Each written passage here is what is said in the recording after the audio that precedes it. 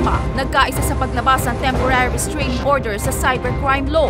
Malacanang, hindi pumalag.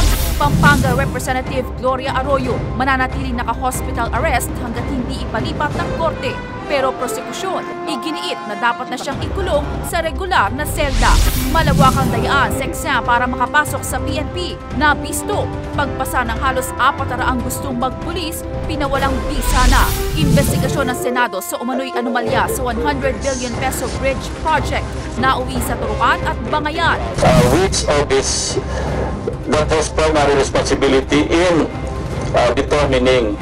Mr. Reynoso of NEDA, he said it's the DPWH. I asked the DPWH, he says it's NEDA. Did it come down from heaven? How many carabaos crossed this bridge a day? It's negative. I agree with you, Mr. Chairman, that it could be a waste of resources. Napipintong rocket launch ng South Korea sa October 26, pinaghahandaan na ng Pinas. Isabela, Samar at Surigao, posible nga bang tamaan ng debris? Pero sa totoo lang, bakit naman kayo di ma-impress na ganito? 694 ang budgeted, naging 430, tapos ahead of schedule po, December 10 dapat. Bagong-bagong Araneta Avenue Underpass, may sira agad?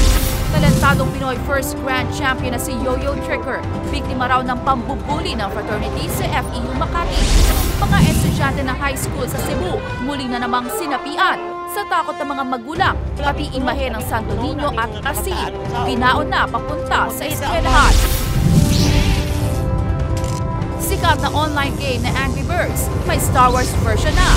Lady Gaga, not once but 4 times, nasuka habang nagpe-perform sa stage. Gaga, nasobrahan raw sa pagkikit ng marijuana. At skydiver, susubukan ngayong gabi na tumalon mula sa dulo ng kalangitan. Magtagumpay kaya siya? Abangan mamaya.